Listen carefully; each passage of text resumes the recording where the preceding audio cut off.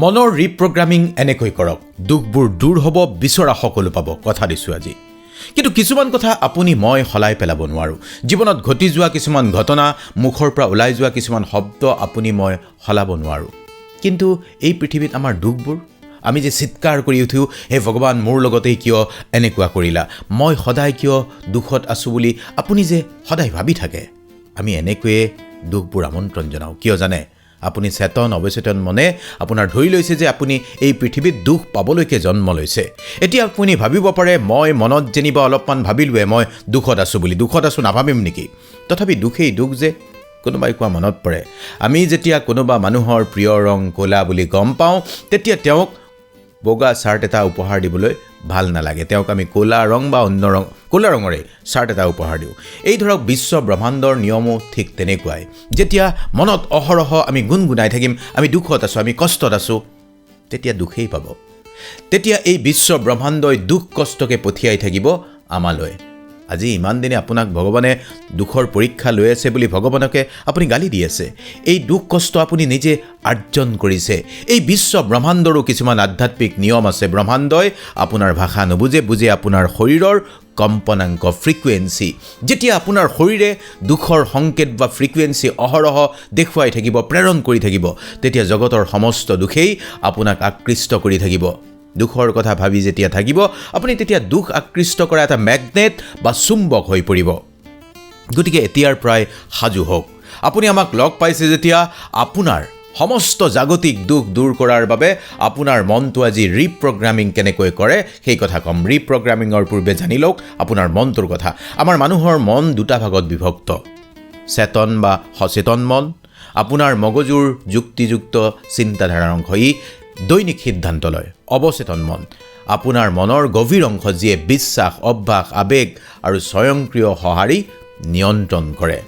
আমাৰ বেছিভাগ আচৰণ, পাৰ্শ্বক্ৰিয়া আৰু ফলাফল, অভিজ্ঞতা বাৰম্বাৰ চিন্তাৰ জৰিয়তে বিকশিত কৰা মানে এই অৱচেতন মনটোৰ দ্বাৰা পৰিচালিত হয়। মানে অৱচেতন মনত যিবোৰ কথা থাকে সেইবোৰে আমাক বিশ্বাস কৰিবলৈ বাধ্য কৰায়।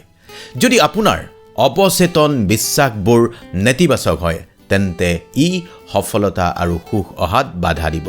আমি যে সপোন দেখোঁ, আমাৰ সপোনবোৰো অৱচেতন মনৰেই ফল। আমাৰ সপোনবোৰ আমাৰ অৱচেতন মনটোৱে নিয়ন্ত্ৰণ কৰে।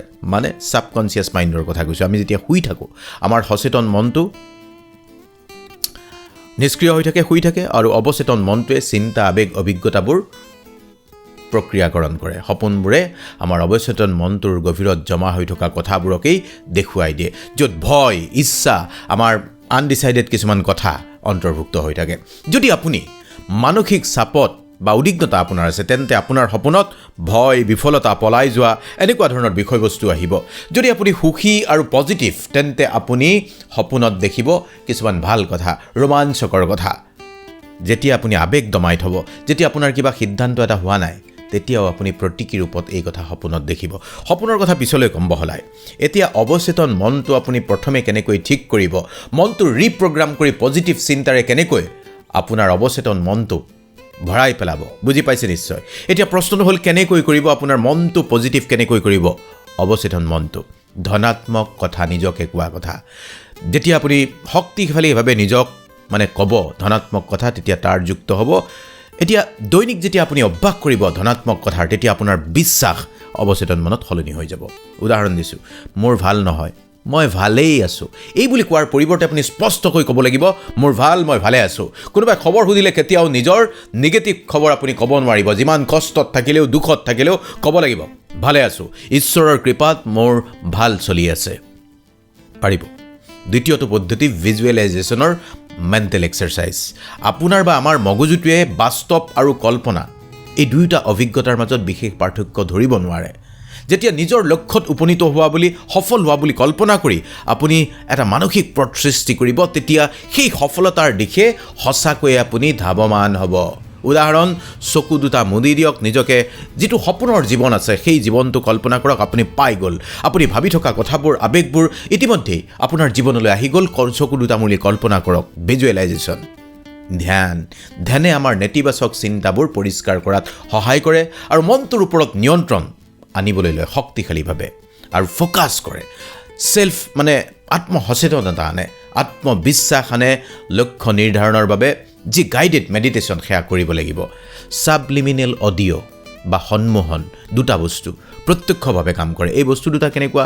আপুনি সংগীত শুনি ভাল পায়, আজিকালি অৱচেতন মনটোক পজিটিভ কৰি তোলা কিছুমান সংগীত পোৱা যায় আৰু সেই সংগীতেই ছাবলিমিনেল অডিঅ'। কিন্তু যিকোনো ছাবলিমিনেল অডিঅ' আপুনি শুনিলে হিতে বিপৰীত হ'ব পাৰে। সেইকাৰণে আপোনাক কৈছোঁ, প্ৰথমে জানি ল'ব লাগিব আপুনি শুনিব খোজা অডিঅ'টোত আপোনাক দৰকাৰী পজিটিভ কথাখিনি আছেনে নাই, নহ'লে নুশুনিব। এতিয়া কি কৰিব? আপুনি শুওঁতে আপুনি লঘু সংগীতৰ সুৰ শুনিব পাৰে, ভগৱান শ্ৰীকৃষ্ণৰ বাণীসমূহ শুনিব পাৰে, আৰু শোৱাৰ আগে তিনিটা কথা নিজৰ মনতে আপুনি আওৰাব লাগিব, ভাবিব লাগিব। এক, আত্মকথন। এক, আপোনাৰ জীৱনত পোৱা সকলো সৰু ডাঙৰ প্ৰাপ্তিৰ বাবে ভগৱানক ধন্যবাদ দিয়ক। আজিৰ দিনটো ভালে ভালে যে পাৰ হ'ল সেইকাৰণে ভগৱানৰ প্ৰতি কৃতজ্ঞ হওক। নম্বৰ 2, এনেকৈ ভাবক, আজিৰ দিনটোৰ যিমানবোৰ বেয়া অনুভৱ চিন্তা আছে মই এৰি দিলোঁ এতিয়াই। আজি এই মুহূৰ্তৰ পৰাই মই শান্ত, অভিযোগহীন আৰু শান্তিৰে কাইলৈ পুৱা এটা সুন্দৰ আৰম্ভণি কৰিম, এটা সুন্দৰ পুৱা চাম। 3, এটা সুন্দৰ আৰম্ভণি হ'ব। মই প্ৰাপ্য সকলো পাইছোঁ, কাইলৈৰ দিনটো মোৰ প্ৰাপ্তিৰ দিন হ'ব। মই কাইলৈও আজিৰ দৰেই অসম্ভৱ সুখী হ'ম, বিচৰা সকলো পাম। এনেকৈ যদি সদায় খোৱাৰ সময়ত চিন্তা কৰি নিজকে কয়, আপোনাৰ মনটো লাহে লাহে সলনি হ'ব, মনটো লাহে লাহে ৰিপ্ৰগ্ৰামিং হ'বলৈ আৰম্ভ হ'ব। চিন্তা আৰু অনুভূতি আপুনি লিখি যাওক, ঋণাত্মক কথা নিলিখিব, পজিটিভ কথা লিখি যাওক। ঘটি থকা ঘটনাবোৰ উল্লেখ কৰি, যিবোৰ ঘটনা আপোনাৰ লগত হৈ গ'ল, যিবোৰ ইতিবাচক, সেয়া লিখক আপুনি।